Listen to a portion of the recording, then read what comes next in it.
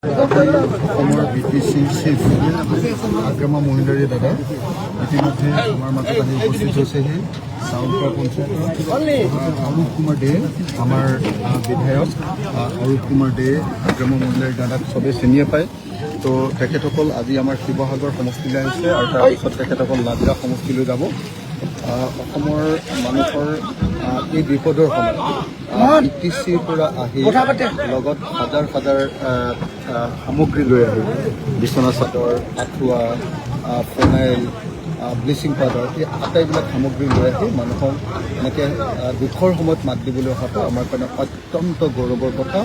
আৰু অসমৰ ইতিহাসৰো এটা অন্যতম ঘটনা হ'ব যে BTCৰ পৰা আহি চিফে নিজেই 104জন মানুহ লগত লৈ আহি আৰু লগত আমাৰ বিধায়ক অৰূপ কুমাৰ দে আহিছে।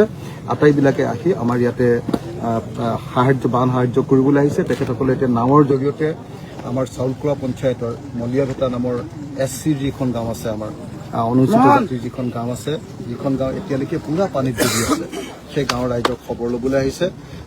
গতিকে মই তেখেতসকলক ধন্যবাদ জনাইছোঁ। ইয়াৰ পাছতে তেখেতসকলে বানমুখলৈ যাব আৰু বানমুখত গৈ তাতে নগৰ ৰাইজক তাত খবৰ ল'বগৈ আৰু সেই বানমুখত গৈ বানপীড়িত ৰাইজক খবৰ লোৱাৰ পাছতেই তেখেতসকলে আমাৰ টাউনৰ ভিতৰত, টাউনখন যিহেতু গোটেইখন ডুবি গৈছে, টাউনৰ ভিতৰৰ নাগৰিকসকলৰ মাজতো তেওঁলোকে বান সামগ্ৰী বিতৰণ কৰিব, বান সাহায্য সামগ্ৰী বিতৰণ কৰিব।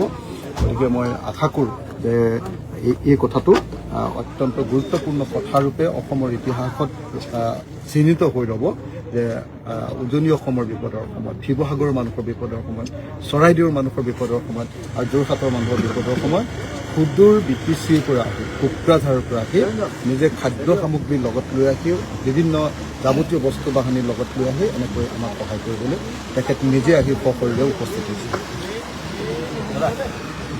কোনখনত যাব ছাৰ?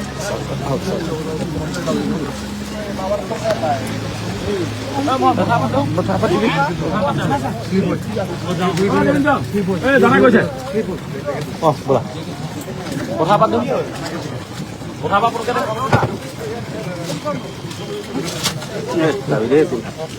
ইম্পৰ্টেণ্ট কাগজখিনি কৰি দিছে।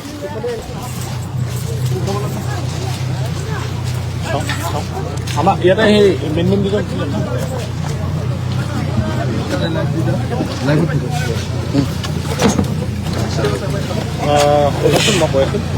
আপুনি যাব